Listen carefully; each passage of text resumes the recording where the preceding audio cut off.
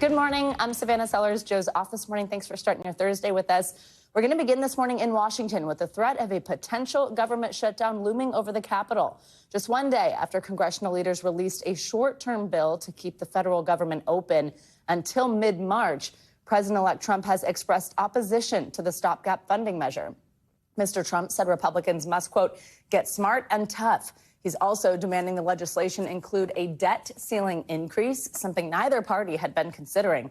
House GOP leadership now says the proposed short-term bill is officially dead, with just over a day to go until most federal operations will shut down. Obviously, there's still a lot of negotiations and conversations going on, but there's no agreement. Trump is saying that the CR has to have the debt limit. So how do you... We've been having some conversations about the debt limit as it relates to the CR. So those are ongoing conversations. NBC News congressional correspondent Julie Sirkin joins us now with the latest here. Julie, good morning. So it's back to the drawing board for now for House Republicans with that deadline of midnight Friday fast approaching. How do we get to this point? And also, how are Democrats reacting? Yeah, back to the drawing board, Savannah, with about 36 hours to go, but really less, because if they want to get this bill passed by that midnight deadline tomorrow, the House is going to need to pass the bill probably today, and that's not going to happen, at least in some fashion, procedurally. But Democrats right now are saying we're not going to have anything to do with this. If Republicans want to derail a bipartisan product that they spent weeks hammering out, weeks negotiating, of course they need Democrats to pass anything because of the margins Johnson faces, then they're not going to help them get there. And this is what Democratic leader Hakeem Jeffries had to say last night. Watch this. House Republicans have now unilaterally decided to break a bipartisan agreement that they made. House Republicans will now own any harm that is visited upon the American people that results from a government shutdown or worse. So, Savannah, Democrats are hands off putting this mess, quite frankly, which it is, in Johnson's corner. He was in the Capitol late last night with J.D. Vance, the vice president-elect, with members of his leadership team trying to figure out what's next. But remember, there are always dozens of House Republicans that never vote for any government funding bills. So certainly a big pretzel for Johnson to figure his way out of. So, Julie, now there's not much time, though, right, for Congress to come up with an alternative plan. What options are on the table, if it's even possible, to avoid a potential shutdown? Yeah, it's a great question. Let's be clear. This continuing resolution that would have funded the government through March 14th wasn't just a clean government funding bill, so to speak. It had a lot of other items on it. It was a 1,500-page bill. It had pay increases for members of Congress.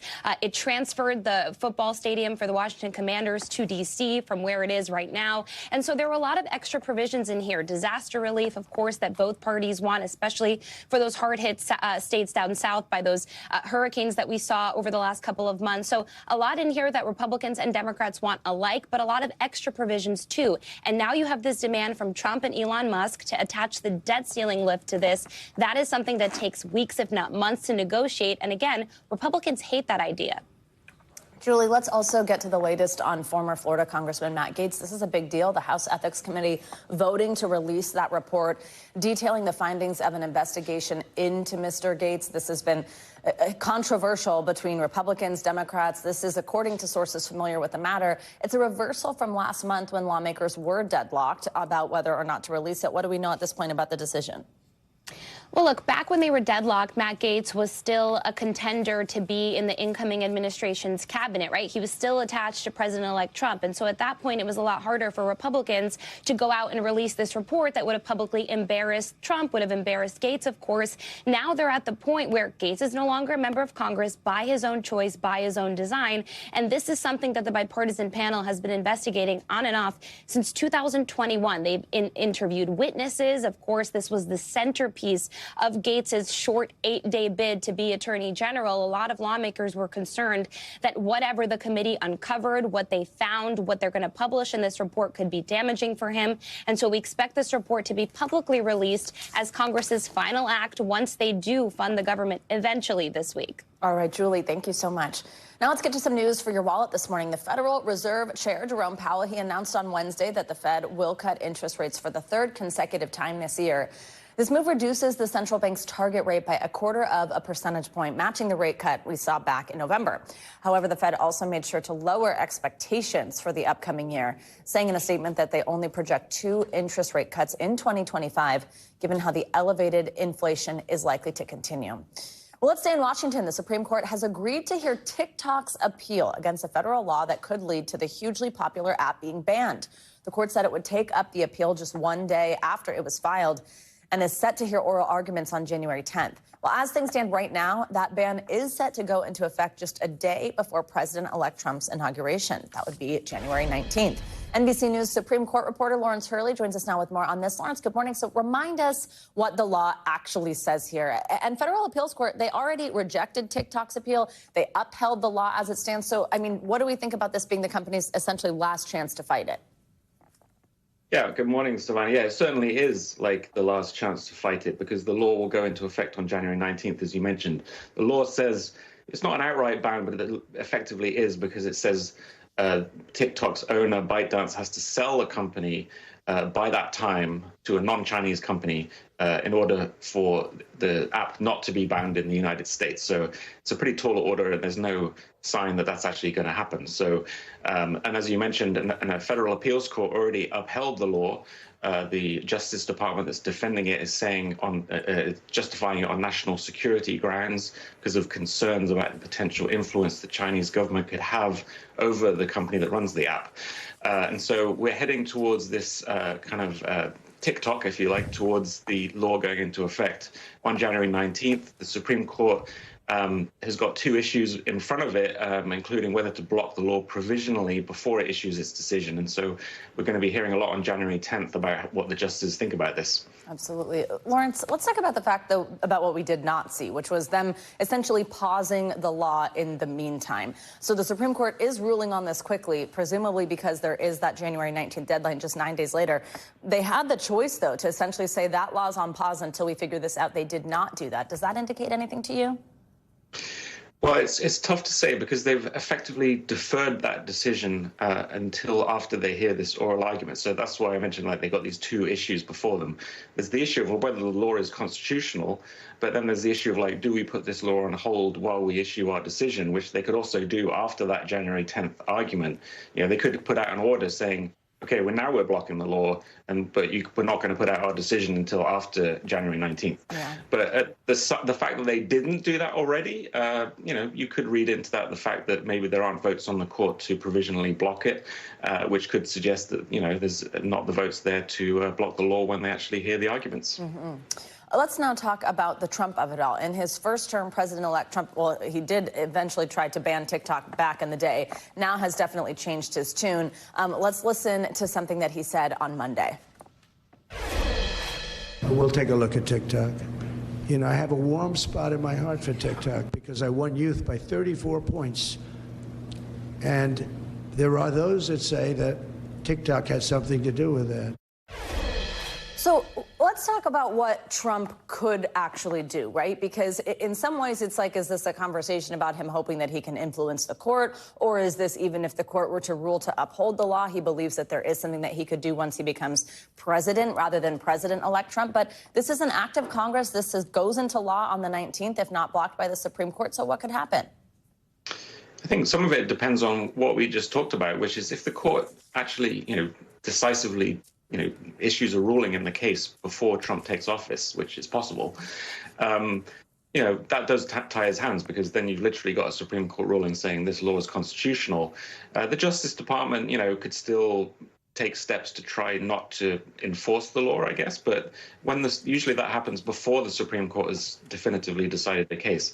And there's also this one provision in the law that allows the president to issue like a 90-day extension if they think that there's a sale likely to happen. But, there's kind of requirements that have to be met to do that. So his hands might be a bit tied. But if the Supreme Court hasn't decided the case by then the Trump administration's Justice Department, they could change the legal positions that the Biden administration has taken and say different things before the Supreme Court. All right. Lawrence, thank you very much. Appreciate you talking this one out.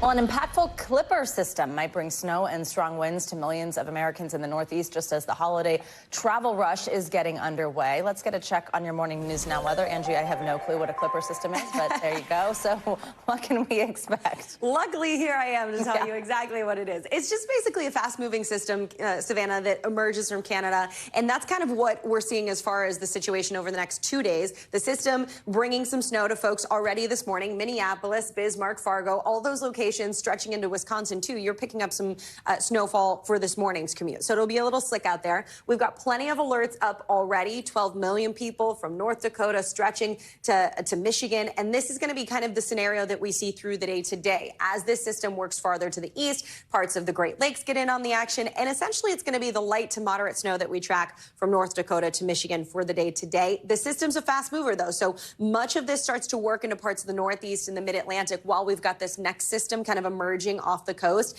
This is going to leave us with a couple of things. More snow for the Great Lakes and the interior areas of the Northeast. But we'll also have kind of this wintry mix, which honestly I think is pretty annoying from New York to Washington, D.C. It's going to be a bit of rain, a bit of snow. It's not quite cold enough in those locations for it to actually snow. But we could see a couple of flakes. I wouldn't be surprised here. Mostly it'll be that wintry mix, though, for tomorrow. So not a whole lot in the way of accumulating snow for folks there. But a different story for parts of upstate New York, parts of the Appalachians, and of course, Wisconsin and Michigan. You'll have some good amounts in some spots, up to a half of a foot, maybe even closer to 8 inches in some of those locations, but a widespread amount of 1 inch to 2 inches, which of course is not great when it comes to travel across this region. On top of that, we're also going to see the wind alerts remain up. We've seen some of those expire so far this morning, but notice just how gusty it is across parts of the northern plains. 50s, 40s mile per hour range, not great for power outages, of course, and down trees.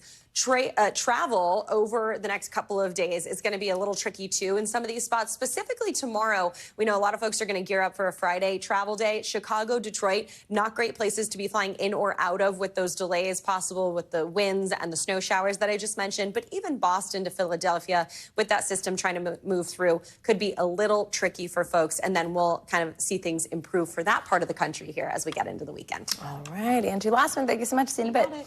Well, this morning, the 26-year-old suspect charged with murdering United Healthcare CEO Brian Thompson will be back in court. Luigi Mangion is scheduled for 2 back-to-back hearings regarding Pennsylvania state charges and that extradition to New York. Mangion is expected to waive his extradition rights, which means he could be in NYPD custody later today. NBC News correspondent Priscilla Thompson is live outside the courthouse in Hollidaysburg, Pennsylvania. Priscilla, good morning. Thanks for joining us. So walk us through what to expect in these 2 hearings today.